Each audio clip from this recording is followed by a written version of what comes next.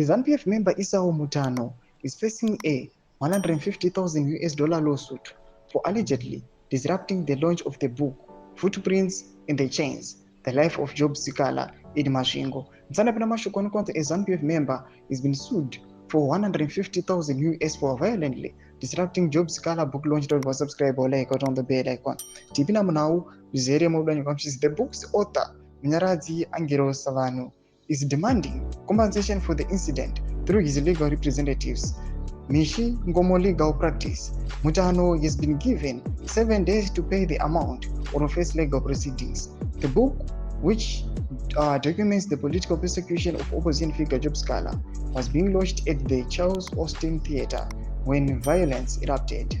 Video footage from the event shows Mutano storming the stage, grabbing copies of the book and throwing them at the audience. Part of the letter reads, "Our instructions are to demand, as we hereby do, that you immediately pay the sum of $150,000 being compensation suffered by our client as a result of your unruly interruption at the launch within 7 days, failing which we have instructions to institute legal proceedings without further notice."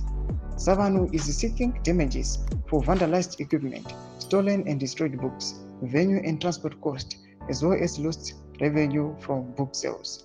He says a total of 350 books were lost during the chaos, including 200 copies of Footprints in the Chains and 150 copies of other titles.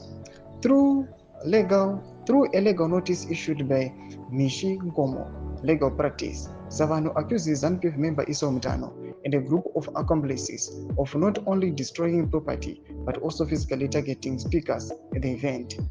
One attacker allegedly held a wooden pulpit at the guest speaker Dr. Takawafira show while he was on stage. Savanu told TSHABANGU News that efforts to report the incident to police hit a snake. Out officers allegedly told him the matter first needed to be reported to the district police officer commanding DISPOL